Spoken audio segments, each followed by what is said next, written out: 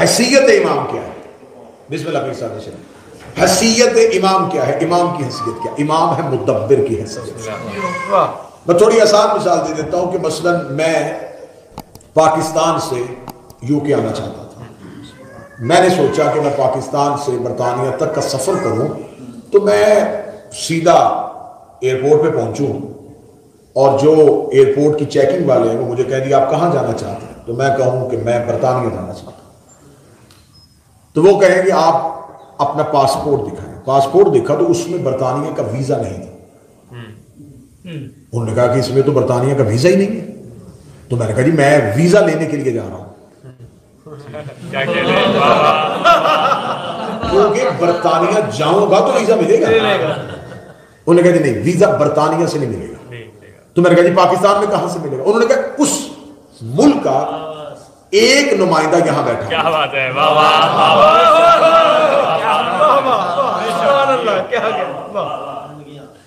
میں نے کہا جی میں اپنا پورا ریکارڈ ساتھ لے کے آیا ہوں, میرے پاس پورے میرے ڈاکومنٹس ہیں, میں اس طرح کرتا ہوں مجھے برطانیہ جانے دیں, میں برطانوی وزیر اعظم کو اپنے ایک ایک پیپر دکھاؤں گا, وہ دیکھ لے گا کہ میرے ڈاکومنٹس بالکل کلیئر ہیں. انہوں نے کہا جی کاغذات وہ نہیں دیکھتا. کیا بات ہے.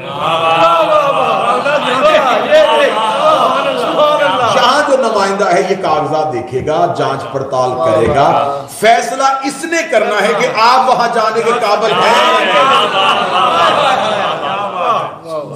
یہ دنیا کا قانون ہے کہ ہر ملک نمائندہ دوسری جگہ پہ موجود ہوتا ہے اور وہ فرد کی حیثیت سے ہوتا ہے. میرے مالک ہم تیری بارگاہ میں آنا چاہتے ہیں اپنے اعمال لے کے.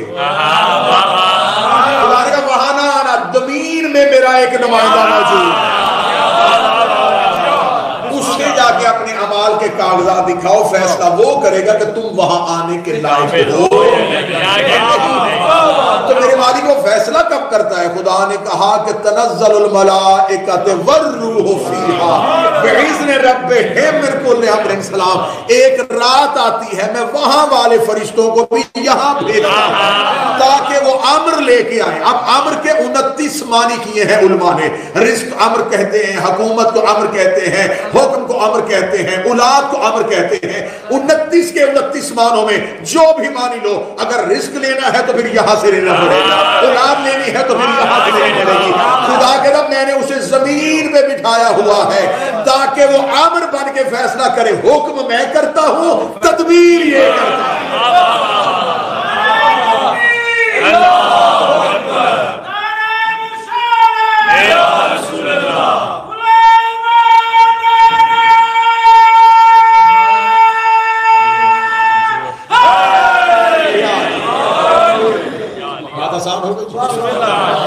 حیثیت امام کو تسلیم کرنا پڑے گا کہ اگر امام کو تسلیم نہیں کریں گے تو پھر بتایا جائے کہ کائنات میں یہ نظام چلا کون رہا.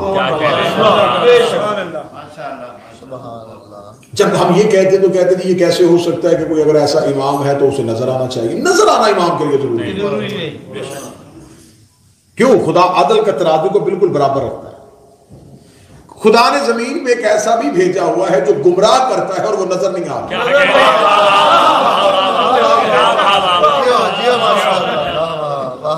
تو اگر غائب رہ کے گمراہ کیا جا سکتا ہے تو غائب رہ کے ہدایت کی جا سکتی ہے.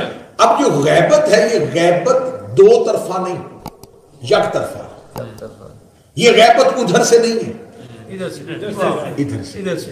ایک لفظ ہمیشہ اپنے عقیدے میں بہتر کیجئے گا, امام کے لیے لفظ غائب استعمال نہ کیجئے گا, لفظ غیب ہے. غائب اور ہے, غائب کہتے ہیں اسے جو خود کو پوشیدہ کر لے. غیب وہ ہے جو ظاہر ہو اور نظر نہ آئے.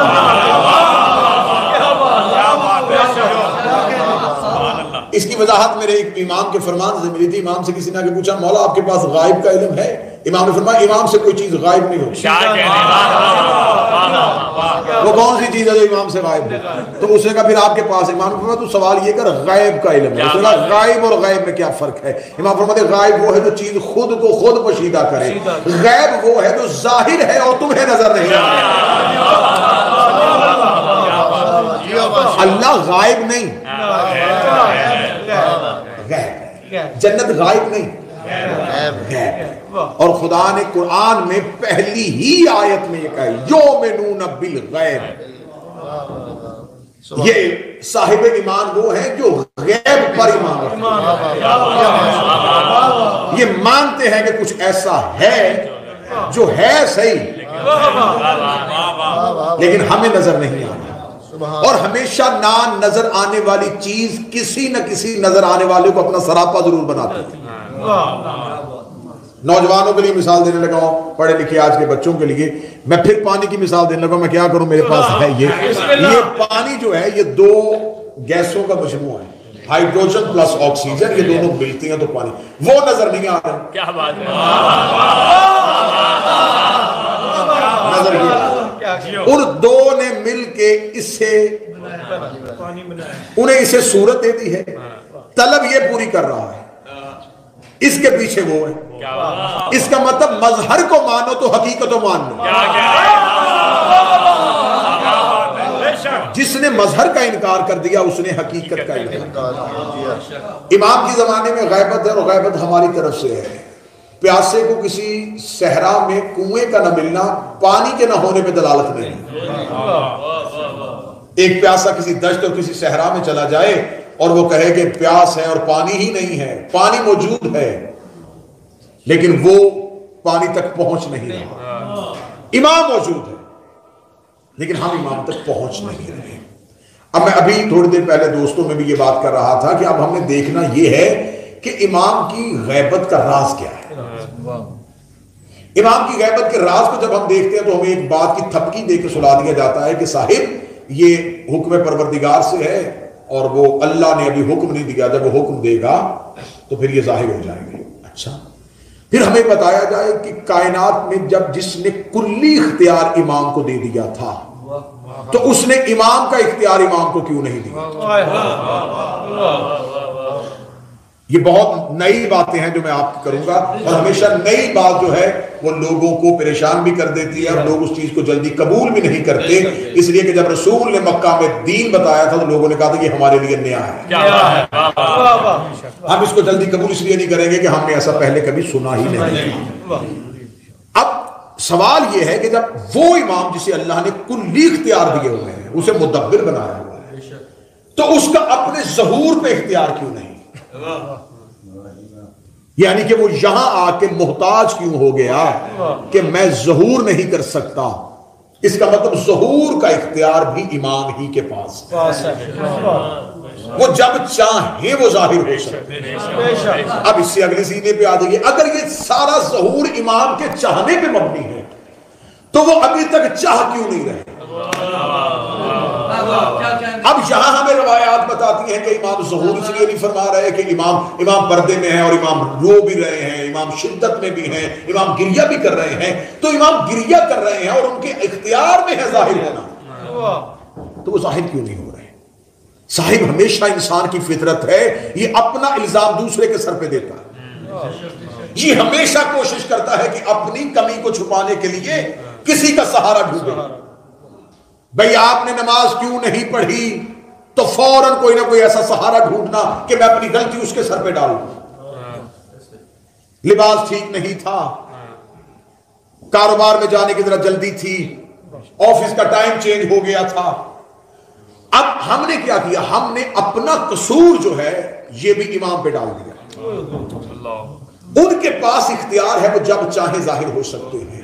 جب امام کی طرف ربط ہوا اور امام سے پوچھا گیا کہ بادشاہ آپ ظاہر کیوں نہیں ہو رہے جب آپ کے پاس آپ کا اختیار ہے، تو فرمایا تمہاری وجہ سے، کیونکہ میں نے ظاہر نہیں ہونا، میں نے قیام کرنا. اگر میرے بعد بھی کوئی امام ہوتا تو جیسے مجھ سے پچھلے اماموں نے ہر دور کے حالات میں خاموشی بھی اختیار کر لی، گوشہ نشینی بھی اختیار کر لی، زہر والا انگور بھی کھا لیا، زہر والی کھجور بھی کھا لی، زہر والا دودھ بھی پی لیا، میں بھی ایسا کر لیتا، لیکن میرے بعد امامت نہیں.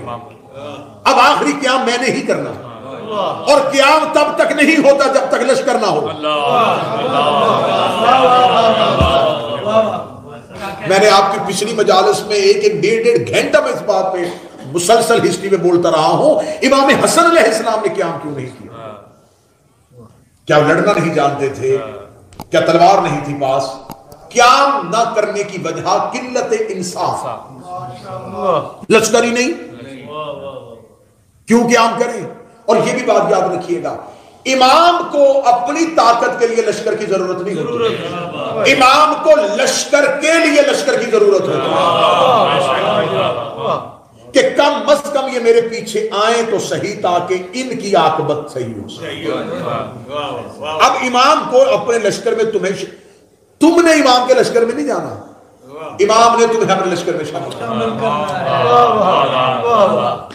اگلا لفظ اور آسان کر دوں، تمہاری امام کو ضرورت نہیں، تمہیں امام کی ضرورت ہے۔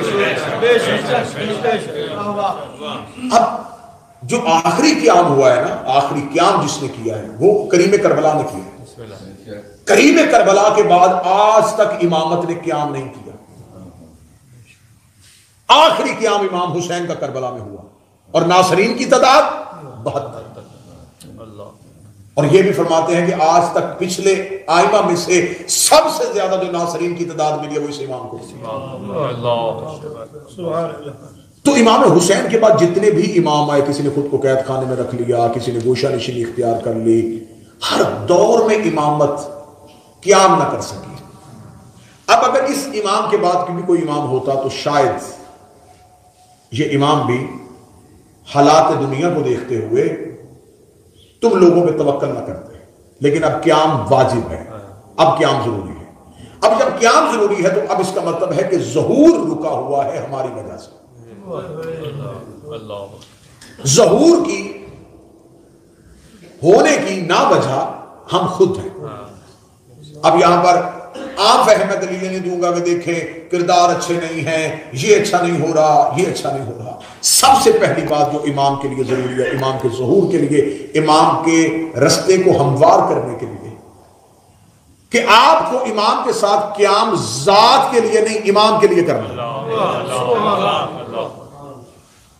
میں نے آپ کو پچھلی مجالس میں بتایا کہ کوفہ والوں نے خطوط لکھے۔ خط کب لکھے؟ جب ان کے اوپر ظالم حاکم آ گیا۔ اب انہیں خبر تھی کہ یہ گردن بھی کاٹ رہا ہے، یہ ہمارے بچے بھی مار رہا ہے۔ اب امام کو بلایا بھی تو امام کے لیے نہیں، اپنے لیے۔ یعنی کوفہ والے الاجل کہہ رہے تھے تو وہ بھی لالچ کی بنیاد سے، اور امام کوفہ نہیں آئے۔ جو امام مکہ سے غازریہ اور نینوا تک پہنچ گیا تھا وہ امام کوفہ آ سکتے تھے۔ امیر المومنین اگر دارالحکومت کوفہ بنا سکتے ہیں تو کریم کربلا بھی تشریف لا سکتے تھے، نہیں آئے۔ کیوں نہیں آئے؟ کیونکہ کوفہ میں قیام کی سکت نہیں تھی۔ اس کا مطلب ہے کہ امام اس قوم میں تب تک نہیں آتا جب وہ قیام کرنے کی صلاحیت میں نہیں آتا۔ اب ہمارے پاس قیام کرنے کی صلاحیت اور ہمارے پاس قیام کرنے کی سکت کیا ہے؟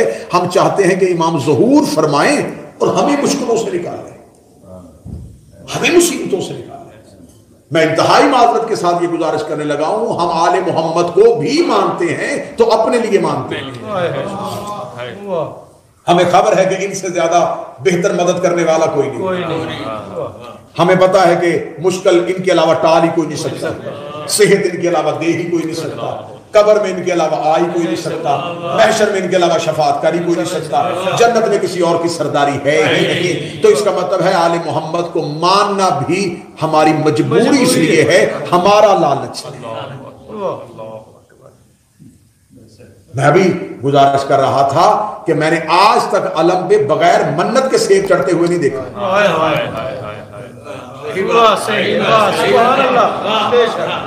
میں انتہائی معذرت کے ساتھ کہوں گا، ہم نے علم پہ سیب بھی رکھا تو منت کا رکھا، یہ مراد پوری کریں تو یہ سیب۔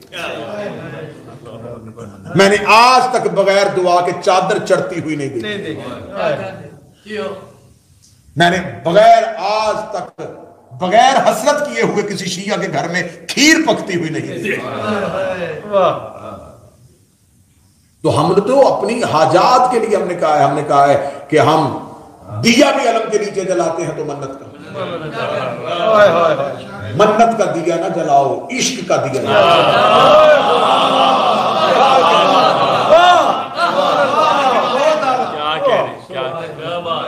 عشق کا دیا جلاؤ۔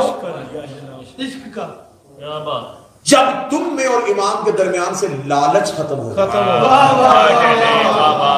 تمہیں امام نظر آنا شروع۔ لالچ کس چیز میں ہوتا ہے؟ لالچ ہے ہمارے نفس میں۔ جتنی بھی خواہشات ہے ہمارے نفس کی ہے نا، نفس کی خواہش ہے اچھا گھر، نفس کی خواہش ہے اچھی گاڑی، نفس کی خواہش ہے یہ مل جائے، یہ مل جائے، یہ مل جائے، یہ سب کچھ نفس۔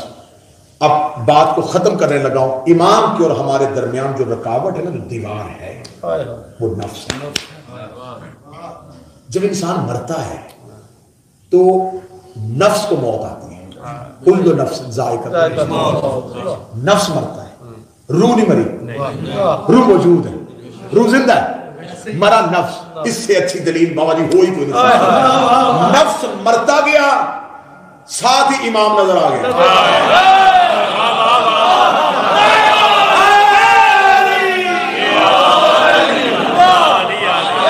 یہ قبر میں علی کیوں نظر آیا؟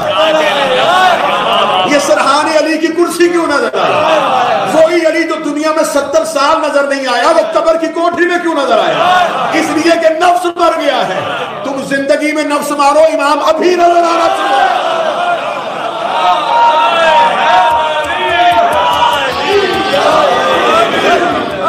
ابھی امام نظر آنا۔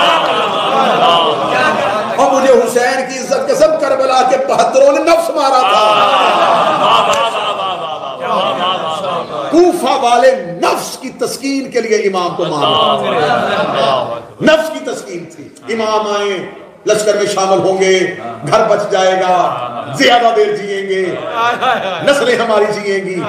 نفس کی تسکین کے لیے امام کو بلا رہے تھے، امام آئے ہی نہیں۔ اور جس نے نفس مارا ہوا تھا اسے خط لکھ کے بلایا۔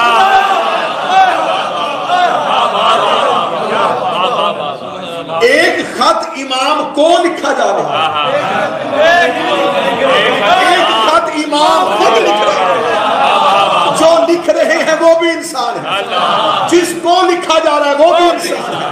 خط لکھنے والے نفس کی تسکین کے لیے بلا رہے تھے، جس کو لکھا تھا وہ نفس مار کے حسین کی طرف جا رہا ہے۔ اب مجھے بتاؤ، جو 72 کربلا میں آئے تھے، 72 کی شادیاں نہیں تھی، ان کی نسلیں نہیں تھی، ان کے بچے نہیں تھے، ان کے گھر نہیں تھے، سب کچھ تھا۔ حسین نے شب عاشور آخری امتحان لی۔ حسین نے کہا دیکھ لوں کہیں کوئی لالچ تھا تو نہیں۔ یہ تو کوئی لالچ ہی نہیں ظاہر کر رہے۔ یہ تو 3 دن پانی بند ہوا تھا نا، یہ حسین کا امتحان نہیں تھا۔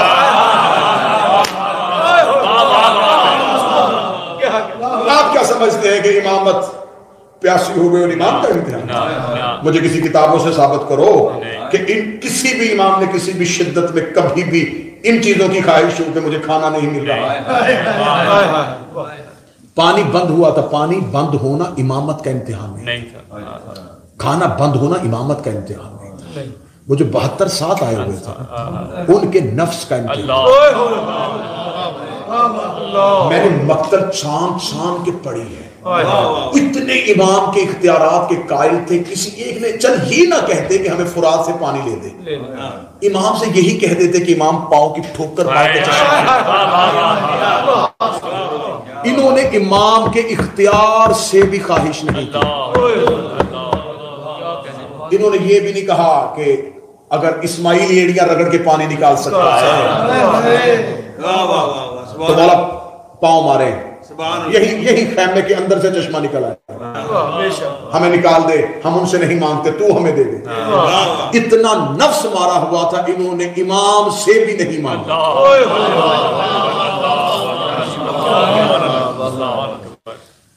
کیا لالچ تھا؟ لالچ کدھر رہ گیا کہ ہم سب کچھ امام سے مانگ رہے ہیں نا، یہ سامنے بیٹھے ہوئے امام سے بھی نہیں مانگ رہے۔ اب نفس مر چکا تھا، کیونکہ یہاں خواہش نفس کی نہیں صرف امام کی تھی۔ ہمارا امام کیا چاہتا ہے؟ پیاسا، ہم پیاسے رہے، یہ چاہتا ہے ہمارا امام چاہتا ہے ہم بھوکے رہے، تو ہاں ہیں بھوکے۔ اب یہ سب کچھ کیسے ہوتا ہے؟ ہمیشہ جب آپ کسی چیز کو نفس پہ غلبہ کب ہوتا ہے؟ کسی انسان کو بہت بھوک لگی ہو نا، شدت کی بھوک، اب اس کا نفس خواہش کر رہا ہے کہ بھوک ہے، اللہ نہ کرے میں مثال دے رہا ہوں کسی بھی انسان کی، اس کے کان میں آواز پڑی کہ اس کا باپ مر گیا ہے، اب مجھے بتاؤ کہ بھوک رہے گی؟ نہیں۔ وہ غم جو ہے نا وہ بھوک پہ غالب ہے۔ وہ جو تھوڑی دیر پہلے پانی مانگ رہا تھا، کھانا مانگ رہا تھا، اس سے لوگ پکڑ پکڑ کے کہہ رہے ہیں پانی پی،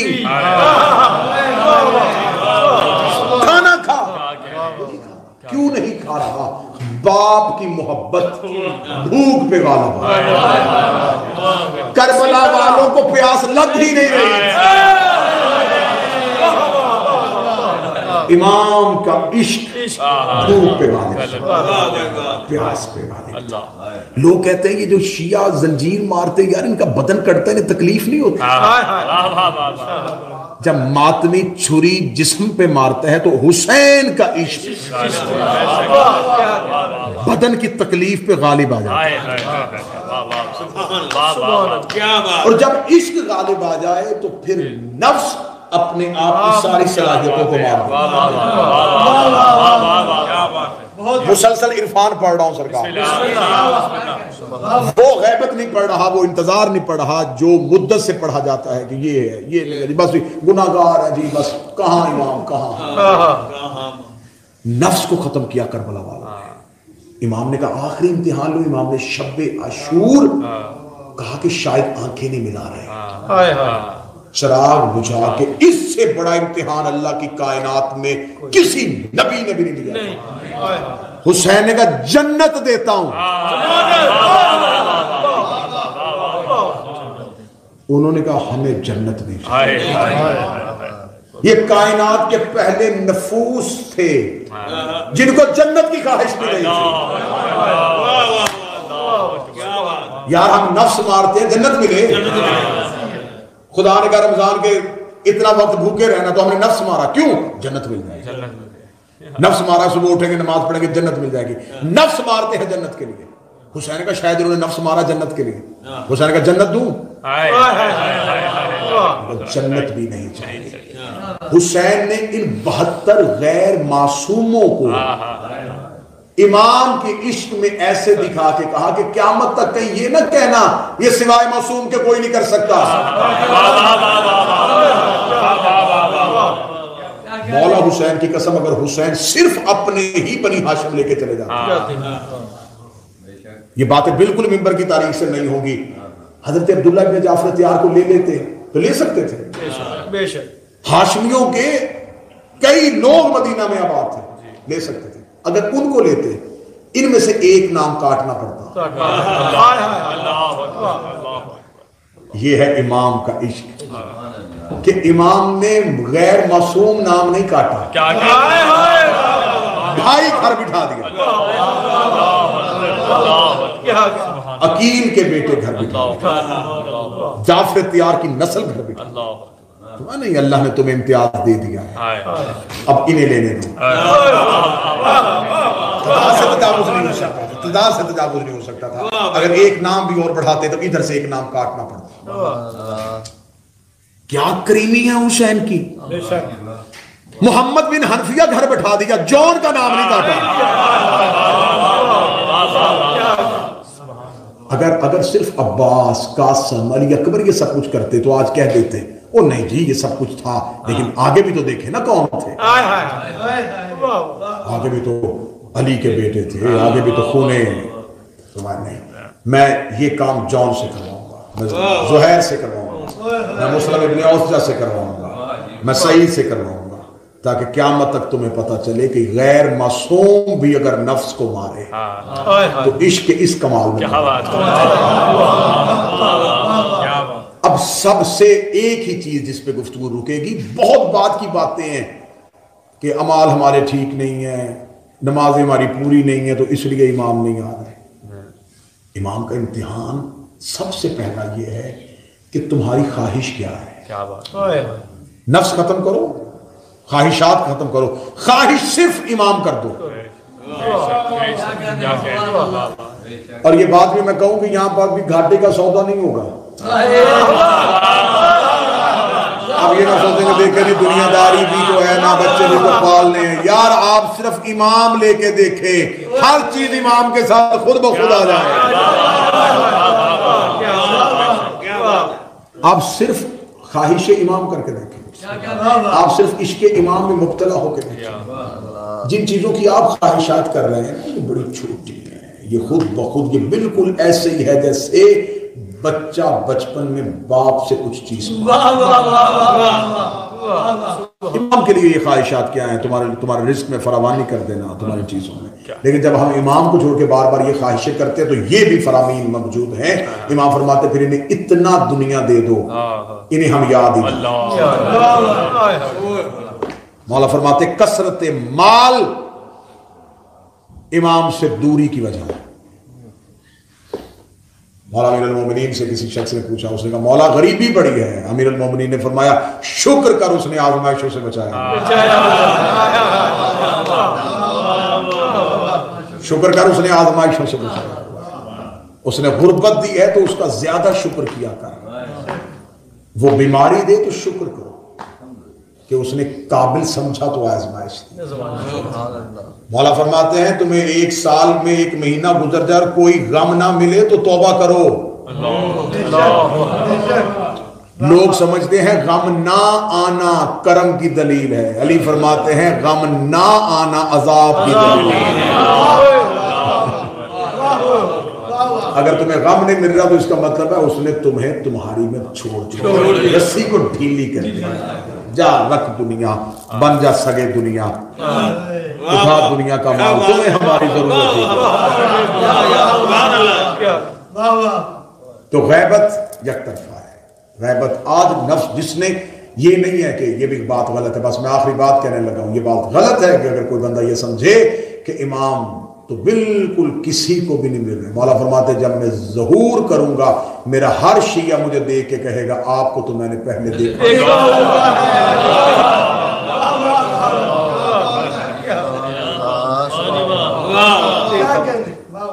عارف عالم دین ہے, امام سے ایک سوال پوچھنے کے لیے صحرا میں آ گیا, چلتا رہا. کہیں بھی امام سے ملاقات نہیں ہو رہی تو رستے میں چلتے ہوئے کوئی اجنبی ملا. اجنبی نے طریقے سے سوال کا جواب دیا. جواب ذہن میں آیا, ہاتھ سے اونٹ والا تازیانہ زمین پہ گر گیا. تازیانہ اٹھا کے اس شخصیت نے اس عالم دین کے ہاتھ میں دیا. عالم دین کے ہاتھ میں دینا تھا. کہنے لگے کس سے ملنے کے لیے نکلا تھا؟ کہنے لگے امام سے ملنے کے لیے نکلا تھا. کہتے کاش پہچان لیتا کہ ہاتھ امام.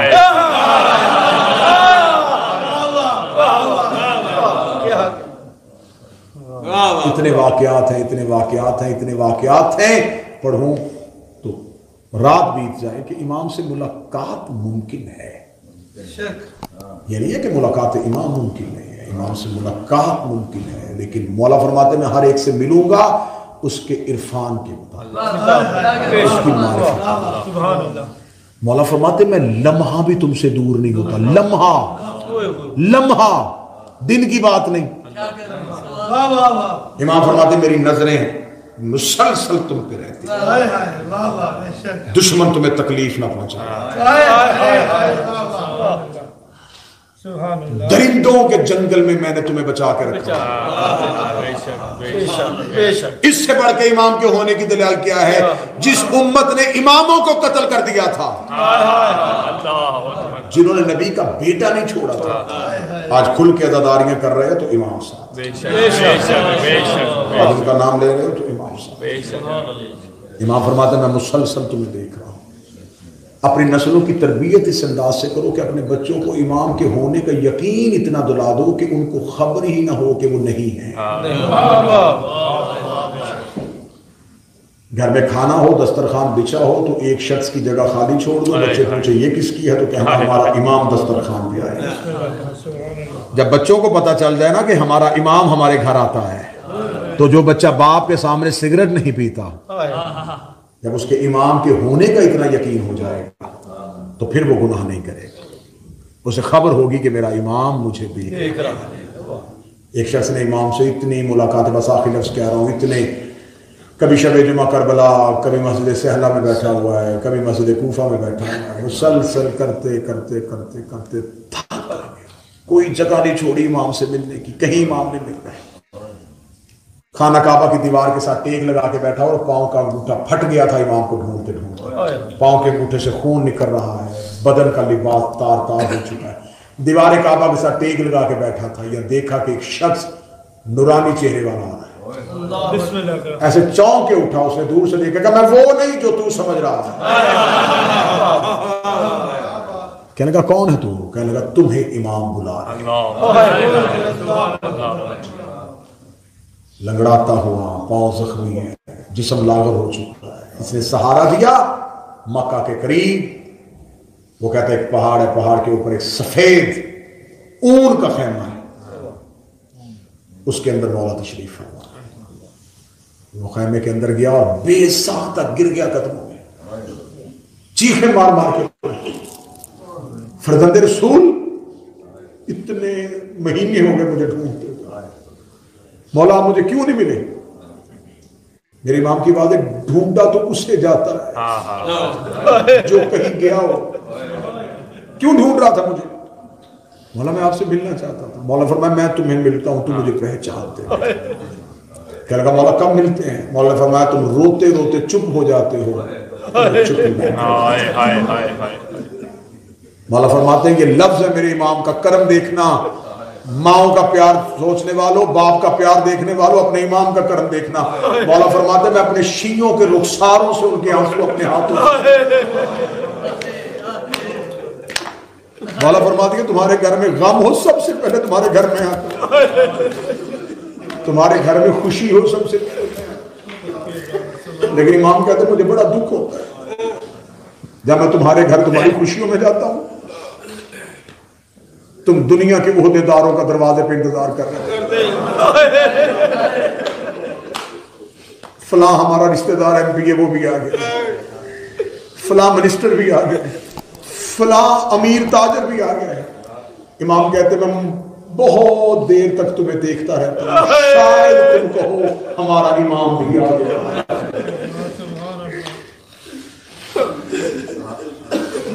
मौला फरमाते फिर एक जगह है, कहीं और मुझे ढूंढो ना ढूंढो, मजलिस शबीर में मुझे जरूर। मैं वजीफा दे के जा रहा हूं इस मजलिस में, जिंदगी बाकी मुलाकात नहीं, जिंदा रहा, वफा हुई, बीवी सैयदा ने करम किया, आपके चेहरों की दोबारा जियारत होगी। हाथ बांध के कह रहा हूं, हर मजलिस में एक बार रोते हुए ये जरूर कहना, कहां बैठा है फातिमा का बेटा।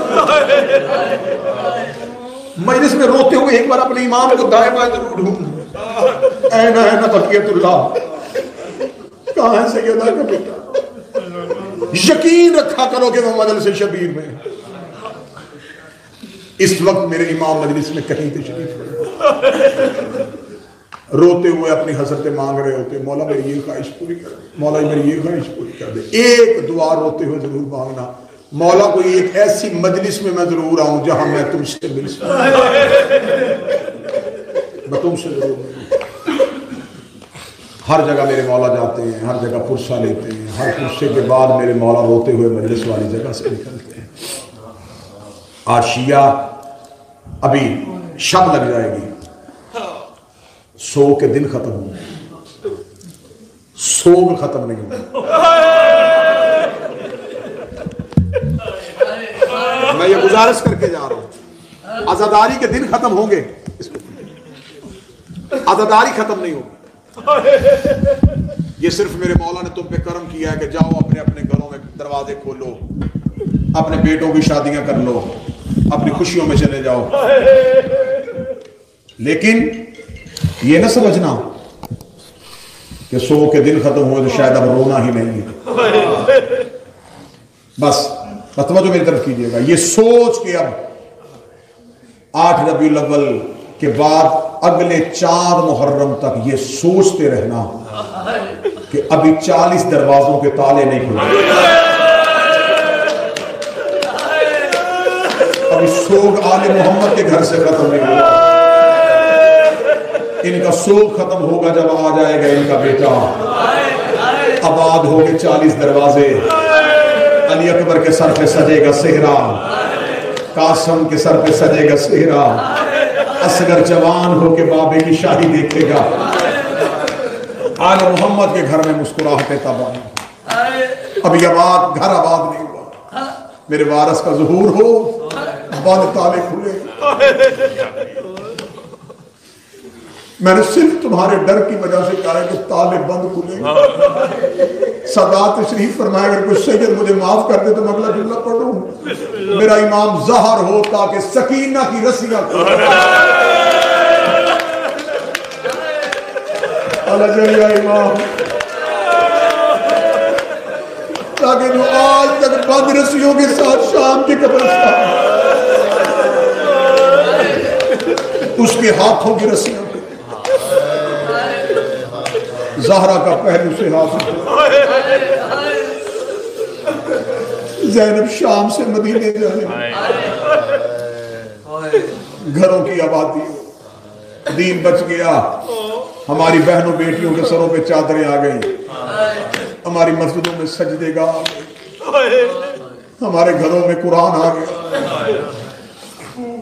مدینے میں نہیں واپس آیا تو حسین کا سر نہیں آیا۔ آج مستورات میں برآمد ہوگی سیدادیوں کی ہماریاں، اتنا انتظام کیا ہے ماتمیوں نے کہ انہوں نے مسلسل مجلسوں میں اعلان ہوتا رہا جی آخری مجلس میں ہماریاں صرف بیویوں میں برآمد ہیں۔ یہ ہے میری قوم کا آل محمد سے محبت، یہ بیویوں کی اماری کی شبیہ بھی مردوں کو نہیں دیکھ رہے۔ رکھ میرے سر پہ قرآن، شرابیوں کا مجمع تھا، علی کی بیٹیاں رو رو کے کہہ رہی تھی آنکھیں بند کرو، ہم علی کی بیٹیاں۔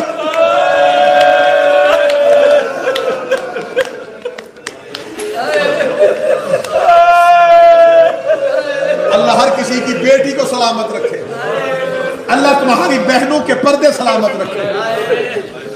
بیٹی 40 سال کے بعد بھی اپنے پیکے گھر جائے نا، اسے پوچھنا نہیں پڑتا۔ 40 سال بعد اپنے بھائیوں کے شہر جانا پڑے، باپ کے شہر جانا پڑے، چھوٹے چھوٹے بچوں کو شہر کے دور سے بتانا شروع کر دے، اٹھو میں تمہیں بتاؤں میرے بابے کا شہر آنے والا ہے۔ بچوں کو اٹھا کے کہہ دیا یہ میرے باپ کی حویلی ہے، وہ گھر میرے بھائی کا ہے، اس گھر میں اپنے باپ کے ساتھ رہتی رہی ہوں۔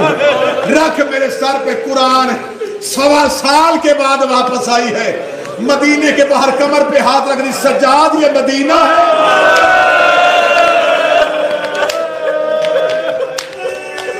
ہاں زینب یہ مدینہ، رو کے کہتی سجاد میں نے پہلی بار باہر سے دیکھا، سجاد میں تو زندگی میں بابے کی زندگی میں کبھی باہر نہیں آئی تھی۔ سجاد مجھے بتا قبر رسول کہاں ہے؟ فرمایا اما وہ سامنے قبر ہے رسول۔ بی بی رو کہتی سجاد شام تو گیا، کوفہ میرے ساتھ رہا، 11 محرم سے لے کے اب تک میں نے سارا قافلہ ساتھ رکھا، اب آ گیا ہے واپس مدینہ، تو بھی ادھر بیٹھ، ماں بھی ادھر بٹھا، میں اکیلی جاتی ہوں نانے کی قبر پہ، میں نانے کو بیٹی نہیں بیٹا بن کے بتا کے آؤں کہ تیرا دین بچ گیا۔ میں نے جملہ پڑھ دیا، بی بی نے کہا میں بیٹی نہیں بیٹا بن کے نانے کو بتا کے آؤں دین بچ گیا۔ مولا سجاد کو وہیں بیٹھا رہنے دیا۔ بہار کی 4تھی جلد علامہ مجلسی، جتنا چل سکتی تھی اتنا چلی، اس کے بعد صدا سے معافی مانگ گیا جو پڑھنے لگا۔ یہ ہے منبر کے تقدس کی قسم، قبر محمد میں ایسے گئی جیسے اکبر کی لاش مجھ سے کوئی ماتمی وجہ نہ پوچھے، میں وجہ نہیں پڑھ سکوں گا کیوں ایسے چلی۔ سر سے لے کے پاؤں تک زخمی تھی قرآن کی آیت۔ نانے کی قبر پہ گئی، مجلس ختم ہوگی، نوحہ خان نوحہ پڑھیں گے، ماتمیوں کے کان ہوتے ہیں نوحے کی سطروں پہ، نوحے کی سطر ہوتی ہے ماتمی کا سینے پہ ہاتھ آتا۔ میں نوحہ کسی شاعر کا نہیں پڑھنے لگا، تم برداشت کر لو گے تو میں 4 سطریں پڑھوں گا ورنہ 5 بھی پڑھنی پڑے گی۔ 4 سطروں کے بعد 5ویں سطر سیدوں سے ماتمیوں سے برداشت نہیں ہوگی۔ سید زیادہ میں 4 سطریں وہ پڑھنے لگا ہوں جو علی کی بیٹی نے خود نوحہ قبر محمد میں بی بی نے آ کے قبر رسول کے دروازے پہ ہاتھ رکھا، بی بی نے نوحے کی پہلی سطر پڑھی. بی بی رو کہتی نانا قبر سے نکل کے پہچان میں وہی زینب ہوں. پہلی سطر میں نے پڑھی, دوسری سطر پڑھنے لگا. بی بی رو کے کہتی نانا تیری اذان بچ گئی, میرا مؤذن مارا گیا. تیسری سطر پڑھنے لگا. بی بی رو کے کہتی نانا تیری نماز بچ گئی, میرا نمازی کربلا میں مارا گیا. چوتھی سطر ایسے سننا جیسے غریب مجلس سنتا ہے. چوتھی سطر پڑھنے سے پہلے علی کی بیٹی نے گٹھڑی کھولی, گٹھڑی سے حسین کا تیر والا کرتا نکال کے قبر محمد پہ چادر بنا کے ڈالا.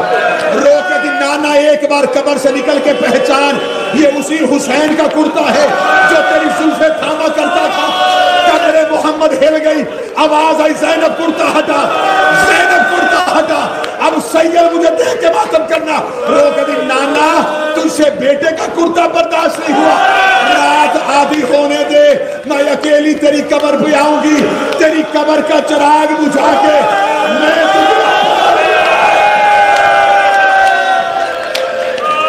حوصلہ حوصلہ میں تجھے اپنا لباس دکھاؤں. تو نے بیٹے کا لباس برداشت نہیں کیا. نانا تیری امت نے اتنا تیرے بیٹوں کو نہیں مارا جتنا تیری شریف بیٹیوں کو مارا.